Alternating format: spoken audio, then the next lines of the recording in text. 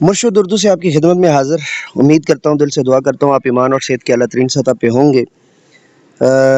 असनाफ़ नज़म के अंदर हिस्सा गज़ल का हमारा जो है वो आज का लेक्चर है, और उसके बुनियादी असासात पे हम जो है ना वो और असासियात पे हम आज बात करने जा रहे हैं। गज़ल, अच्छा, इसमें जो है ना दो चीज़ें आपको जान लेनी चाहिए और समझ लेनी चाहिए।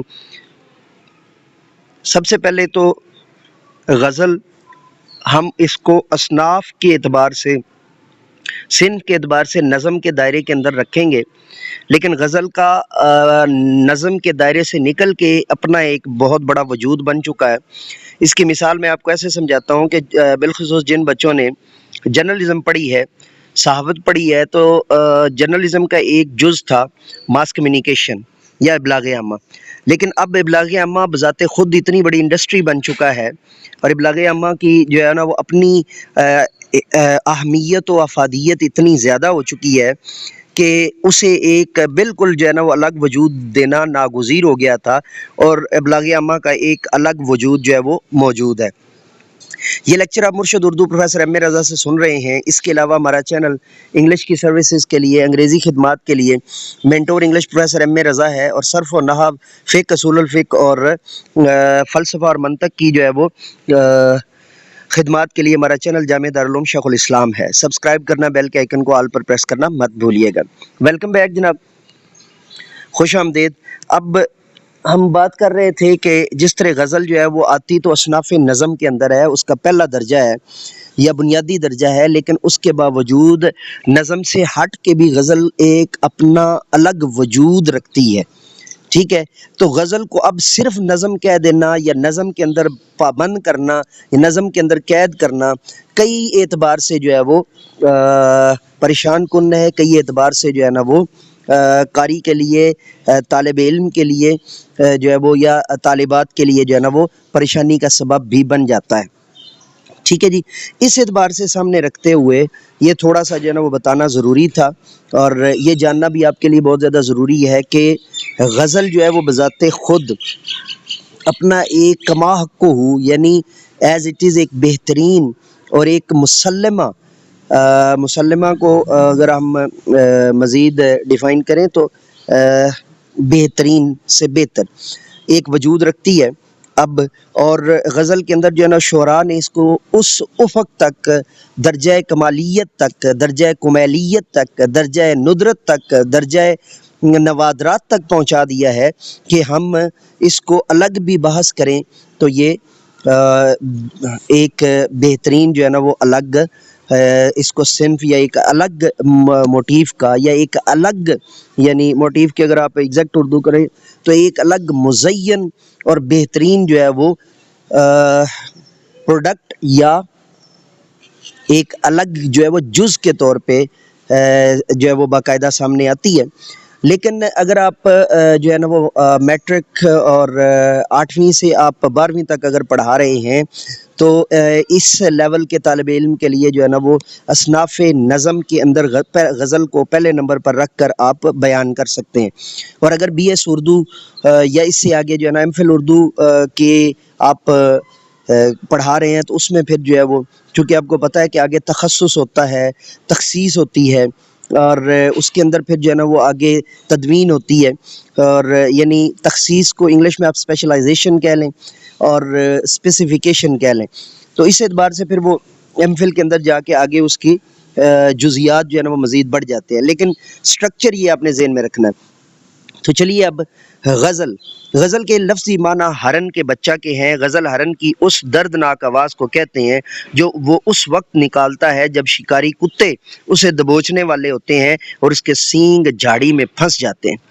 अब ये तारीफ़ जो है, वो जो तारीफ़ है जो अमूमन हमें ज़्यादातर टीचर्स ने पढ़ाई हुई है कि औरतों की बातें करना, औरतों के हुस्न की बातें करना, औरतों की तारीफ़ करना, उससे कदरे मुख्तलिफ है। ये क्यों मुख्तलिफ है? ये तारीफ़ जो मैंने आपको बताई है, इस तारीफ़ से गज़ल का एक जो बैलेंस्ड, यानी एक मुतवाज़न जो उसका स्ट्रक्चर है या उसका जो ढांचा है वो वाज़े होता है। चूँकि गज़ल के अंदर बुनियादी तौर पे अमीक गहराई के साथ जो दर्द होता है اور جو درد کی کیفیات ہوتی ہیں ان کو بیان کیا جاتا ہے عمومی طور پہ. درد یعنی غزل کو جس موضوع تک پہنچا دیا گیا اور غزل کو جس حالت تک پہنچا دیا گیا اس کے اعتبار سے میں یہ بات کر رہا ہوں. اس کے اعتبار سے ہم اس کو جو ہے نا وہ یہ جان رہے ہیں اور سمجھ رہے ہیں.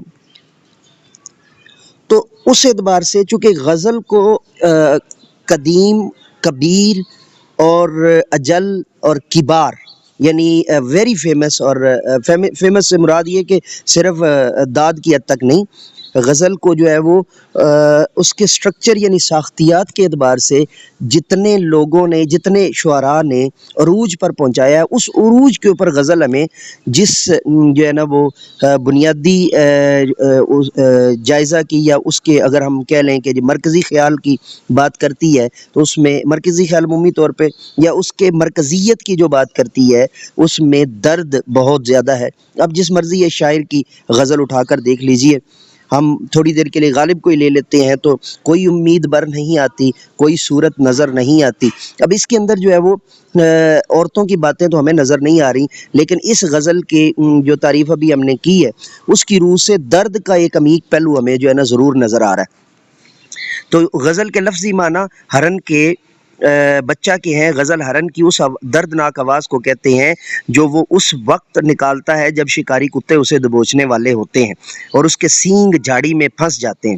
غزل کے لغوی معنی، غزل کے لغوی معنی شباب کی باتیں. اب یہ ہم نے جو غزل کی جو ہے وہ اصطلاحی تعریف کی ہے، جو اوپر یہ پہلی جو ہے نا، اس کو آپ اگر ہیڈنگ دینا چاہیں عزیز طلباء و طالبات، تو غزل کی اصطلاحی تعریف یہ بنے گی، اور لغوی معنی یعنی لغتاً جو ہم بات کریں گے تو غزل کے لغوی معنی شباب کی باتیں، عورتوں سے باتیں کرنے، نوجوان لڑکیوں کے چرخہ کاٹنے کے بھی ہیں.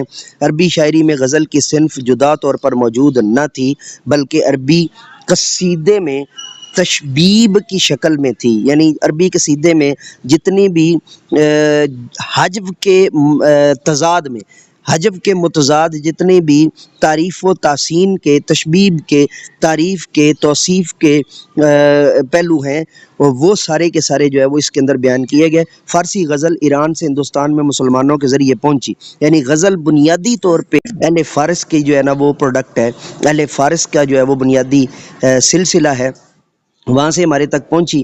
تو مسلمانوں کے ذریعے پہنچی. اردو غزل فارسی غزل کی نقل ہے، یعنی ہم اس کو جو ہے نا وہ کہہ سکتے ہیں کہ اردو غزل جو ہے وہ ہم نے فارسی غزل سے منقول کر رکھی ہے. اس کے بعد آ جاتے ہیں جی اردو غزل کی ابتدا.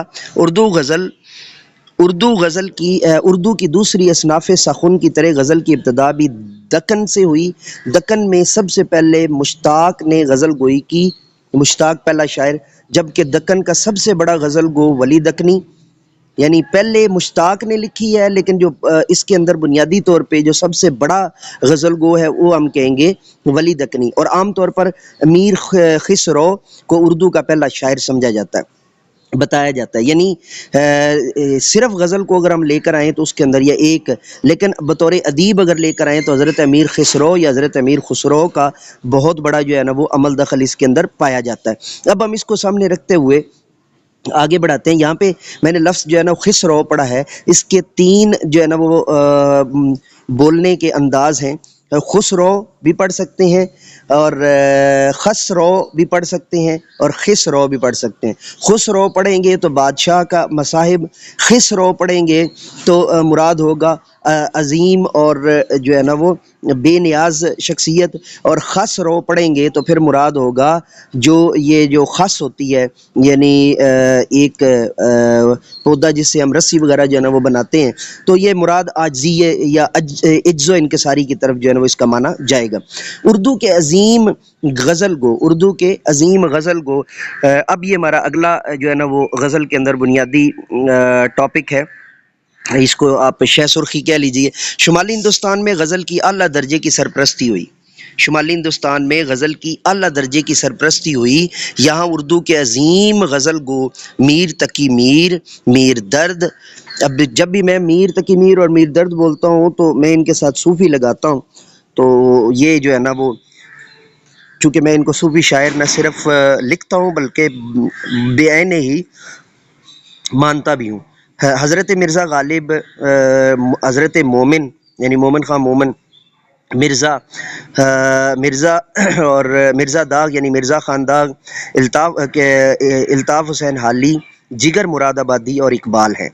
ان کے علاوہ دوسرے درجے کے غزل گو شاعروں کی تعداد بہت زیادہ ہے، یعنی ہم اگر پہلے درجے کے شعراء کی بات کریں تو ان میں یہ نام آتا ہے، اور اگر ہم اس سے آگے چلیں تو پھر دوسرے درجے کے، یعنی ان میں آپ پھر جو ہے نا وہ آگے ڈھیر سارے جو ہے وہ۔ اچھا جی، غزل کے موضوعات یہ ایک بڑا امپورٹنٹ ہے، کیونکہ غزل کے موضوعات کی وجہ سے ہی ہم عمومی طور پہ اسے مرکزی خیال سے، مرکزیت میں تو رکھتے ہیں لیکن مرکزی خیال سے الگ کر دیتے ہیں، چونکہ مرکزی خیال کسی ایک ہی خیال کی بات ہوتی ہے جو کہ نظم کے اندر اچھے سے پایا جاتا ہے، جبکہ غزل کے ہر مصرع کے اندر موضوعات بدل جاتے ہیں۔ اچھا جی، موضوع کے لحاظ سے موضوع ہے، پہلے دواد کے ساتھ میں نے بولا ہے، دوسرا زے کے ساتھ بولا ہے، سے دکنی غزل میں تصوف اور سیدھے سادے دلی یعنی دلی جذبات ملتے ہیں۔ دکن میں صرف ولی کی غزلوں میں گل و بلبل اور ہجر و وصال وغیرہ کا ذکر ملتا ہے۔ شمالی ہندوستان کی غزل میں میر سے لے کر حالی کے پہلے دور کی شاعری تک غزل میں تصوف، حسن و عشق، ہجر و وصال اور گل و بلبل کے علاوہ کچھ نہیں ملتا۔ اس دور کے شاعروں کی غزل کی ایک خاص قسم کی زبان ہے، ان میں سے صرف غالب نے زندگی کو قریب سے دیکھ کر اپنی غزلوں میں زندگی کی حقیقتوں کو بیان کیا ہے۔ حالی نے اپنی 40 برس کی عمر کے بعد کی شاعری میں غزل کو موضوع کے لحاظ سے روایتی موضوعات سے آزاد کر کے اس میں پہلی بار قومی درد اور اصلاحی رنگ کو شامل کیا۔ اقبال نے اس میں اسلامی فلسفہ خودی اور حیات خودی اور بیگانگی ذات اور بیگانگی نفس کو شامل کر کے اسے وہاں تک پہنچا دیا جہاں سے اسے آگے لے جانا ممکن نہیں تو دشوار ضرور ہے، یعنی اگر جو ہے نا وہ ناممکن نہیں تو انتہائی مشکل ضرور ہے۔ اگلی شے سرخی ہے جی غزل کی حیت کے اعتبار سے غزل کے پہلے شعر کے دونوں مصرے قافیہ اور ردیف کے پابند ہوتے ہیں، اس شعر کو مطلع کہتے ہیں۔ غزل کے آخری شعر میں اگر شاعر نے اپنا تخلص دیا ہو تو اسے مقطع کہتے ہیں۔ غزل کے تمام شعروں کی ایک ہی ردیف ہوتی ہے اور ہر شعر کا دوسرے مصرع غزل کے قافیے کا پابند ہوتا ہے۔ مطلع اور مقطع کے درمیان شعروں کو شکمی اشعار کہتے ہیں، یا جن کے اندر جو ہے نا وہ غزل کا پیٹ پایا جاتا ہے۔ اگر غزل کی کوئی ردیف نہ ہو تو وہ غزل غیر مردف ہوتی ہے۔ ہر غزل کا ہر شعر معنوی لحاظ سے مکمل ہوتا ہے، یعنی اس میں الگ معنویت بھی ہوتی ہے، اسی وجہ سے ہم اسے جو ہے وہ کسی ایک مرکزی خیال پر نہیں رکھ سکتے، یعنی غزل میں ایک مخصوص مرکزہ تو ہوتا ہے، ٹھیک ہے، لیکن اس کو وہ درد کی صورت میں ہو سکتا ہے، لیکن موضوعات اور معنویت اور معنی کے اعتبار سے ہر مصرع کے اندر جو وہ الگ موجود ہوتی ہے، اس میں جو ہے نا وہ معنویت موجود ہوتی ہے۔ غزل کے شعروں کی تعداد بھی ایک بہت بڑا جو ہے نا وہ مسئلہ رہا ہے۔ غزل کے شعروں کی تعداد قدیم غزل گو شعراء کے اصول کے مطابق غزل کے 5 سے 18-20 تک شعر ہونے چاہیے، 5 سے 18-20 تک شعر ہونے چاہیے، مگر قدیم شاعروں میں کسی کے ہاں ہمیں 2 غزلیں اور 6 غزلیں اور بعض حالتوں میں سینکڑوں اشعار کی غزلیں بھی ملتی ہیں۔ موجودہ دور میں طویل غزل کو پسند نہیں کیا جاتا۔ آج کا شاعر زندگی کے ہر موضوع کو غزل کے شعر میں بیان کر رہا ہے یا کر چکا ہے، اور قدیم غزل کی زبان بھی اب تقریباً متروک ہو چکی ہے، لہٰذا شعروں کی تعداد جو ہے وہ اس کے اندر جو ہے نا اگر آپ عمومی طور پہ لکھنا چاہیں تو 4، 7 یا 12 یہ لکھ لیجئے۔ 4 یعنی بسا اوقات 5 بھی ہو سکتے ہیں، لیکن ایک عمومی طور پہ جو ہے نا 4، 7 اور 12 یہ تعداد جو ہے وہ عمومی طور پہ آج کے دور کے اندر غزل کے شعروں کی تعداد پائی جاتی ہے، یعنی 4، 7 یا 12، ٹھیک ہے۔ تو یہ ایک جو ہے نا وہ اگر آپ نے اصطلاحاً چیز کو لے کر چلنا ہو، ورنہ وہ بتا چکے ہیں کہ 2 غزلیں بھی مل جاتے ہیں اور سینکڑوں اشعار کی غزلیں بھی دستیاب ہیں، یہ ہم پہلے بھی جو ہے نا بات کر چکے ہیں، اور اس کے اوپر جو ہے نا ہم مزید گفتگو کرتے ہیں آگے۔ اب غزل کی زبان، یہ ایک بڑا امپورٹنٹ اور نہایت ہی اہم جو ہے نا وہ مسئلہ ہے جس کو جاننا ضروری ہے۔ غزل کی زبان عام طور پر بڑی سادہ اور فاہم ہوتی ہے۔ غزل عموماً مترنم بحروں میں ہوتی ہے۔ حضرت حفیظ جالندری، حضرت فیض احمد فیض، قبلہ منیر نیازی، قبلہ ناصر کاظمی، قبلہ احمد ندیم قاسمی، قتیل شفائی، حفیظ ہوشیار پوری، حضرت حفیظ ہوشیار پوری، اس حوالے سے مستند شعراء ہیں۔ یہ آج ہمارا جو ہے نا وہ ہم نے غزل کو مکمل طور پر ایک پیرائی میں بند کیا ہے۔ عزیز طلباء و طالبات، بالخصوص جو آن لائن میرے ساتھ زوم پہ جو ہے وہ کلاس لے رہے تھے، تو اب میں نے نشست سوال و جواب رکھنی ہے۔ ایک تو آپ یہ ذہن میں رکھ لیں کہ مجھے جو ہے نا وہ چینل کے لیے اس کو ٹکر دے لینے دیں، اینڈ کریڈٹس دے لینے دیں، اور اس کے بعد اتنا آپ نوٹ کر لیں کہ اگلا ہمارا جو ہوگا جو لیکچر ہوگا وہ ہم اصناف نظم کے اندر مرثیہ، حصہ مرثیہ کو جو ہے نا وہ تفصیل سے بیان کریں گے۔ تو اجازت دیجیے جانے سے پہلے میں بتاتا چلوں کہ یہ لیکچر آپ نے مرشد اردو پروفیسر ایم اے رضا سے سنا۔ اس کے علاوہ ہمارا انگریزی خدمات کے لیے چینل جامع مینٹور انگلش پروفیسر ایم اے رضا اور جامع دارالعلوم شیخ الاسلام دستیاب ہے صرف و نحو کے لیے۔ اور اجازت دیجیے اس کے ساتھ ہی اور جانے سے پہلے میرے ساتھ مل کر نعرہ لگائیے، انسانیت کی بہتری کے لیے، تعلیم و تربیت کے لیے ایک قدم اور۔ Let me go now and say with me, do something more for humanity, do something more for knowledge and practices. Have a good day. اب میں آپ سب کے جو ہے نا وہ مائک آن کرتا ہوں، اور آپ نے جو ہے وہ سٹیپ بائی سٹیپ جو ہے وہ لمحہ بلمحہ یا لہجہ بلہجہ آپ نے جو ہے وہ ہاتھ کھڑے کر کے تو سوال کرنا ہے۔ یہ خاص طور پہ جو ہے وہ ذہن میں رکھیے گا تاکہ اس کے اندر جو ہے وہ پھر ہم ایک ایک کر کے نشست سوال و جواب جو ہے نا بہتر انداز سے اس کو پورا کر سکیں۔